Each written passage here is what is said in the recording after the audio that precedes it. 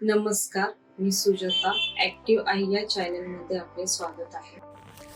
आजची आपली रेसिपी आहे शेवगा मेथी वरण.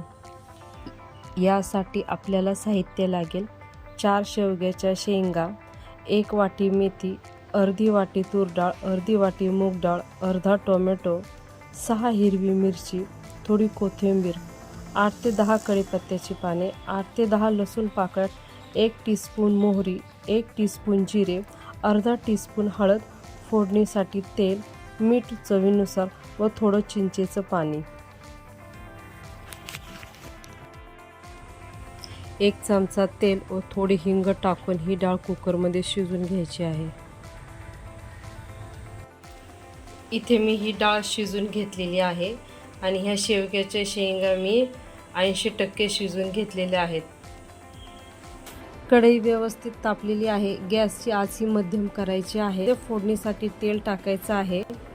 तेल टाकून झालेलं आहे. आता याच्यामध्ये मोहरी टाकायची. मोहरी तडतडली की लगेच जिरे टाकायचे.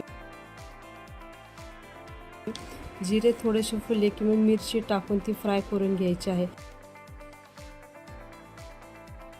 लगेच मग टोमॅटो, कढीपत्ता, लसूण टाकून हे मिश्रण हलवून घ्यायचं आहे. आता हळद टाकून, मेथी टाकून ही मेथी व्यवस्थित मिक्स करून घ्यायची आहे. आता याच्यामध्ये चवीनुसार मीठ टाकायचं आहे.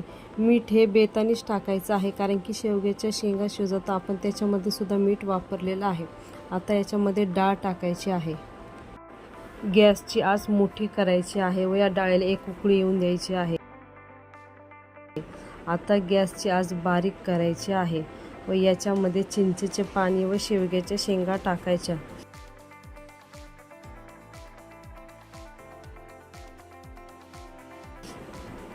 आता याच्यामध्ये अर्ध झाकण ठेवून बारीक गॅसवर ही डाळ 1-2 मिनिटं शिजवून घ्यायची आहे. आता गॅस बंद करून याच्यामध्ये थोडीशी कोथिंबीर टाकायची. तर तयार आहे आपले शेवगा मेथी वरण.